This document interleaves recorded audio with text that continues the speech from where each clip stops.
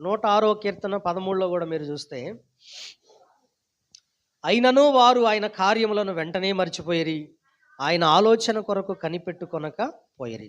కార్యాలను మర్చిపోయారట. దేవుడు చేసిన కార్యాలు, ఎర్ర సముద్రాన్ని పాయలు చేసింది, బండలో నుంచి నీళ్లు రప్పించింది, పైనుండి మన్నాను కురిపించింది, వాళ్ళకి బట్టలు మాసిపోకుండా, చెప్పులు అరిగిపోకుండా, ఎండదెబ్బ తగలకుండా, రాత్రివేళ అగ్ని స్తంభమును వాళ్ళకి పెట్టి ఎంత చూపాడో అవన్నీ మర్చిపోయారండి. ఈ రోజున 2025వ సంవత్సరం చివరి వారంలో ఉన్నటువంటి మనమందరం 2025వ సంవత్సరంలో దేవుడు చేసిన కార్యాలను మర్చిపోతే, ఆయన చూపిన మేలులు మర్చిపోతే, నీ అంత కృతజ్ఞత లేనివాడు ఇంకొకడు ఉన్నాడు. మన వంటి కృతజ్ఞత లేని పాపులు ఇంకొకరు ఉండరు.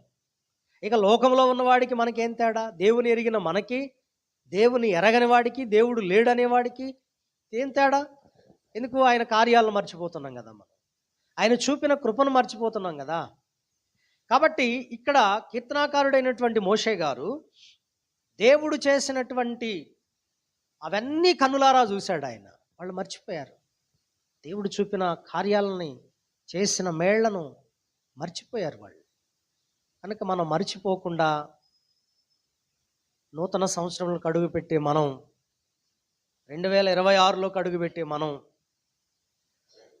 నిత్యుడు, నిత్యంగా ఉండేవాడు, తక్కువ అల్ప వయస్సు కలిగినటువంటి మనము, తక్కువ ఆయుష్ కలిగినటువంటి మనము, పరిమితి కలిగిన ఆయుష్ కలిగిన మనము, మన ఆయుష్, మన జీవం ఎవరి వశంలో ఉన్నదో ఆ దేవునికి మనం కృతజ్ఞత చెప్పాలి. మనం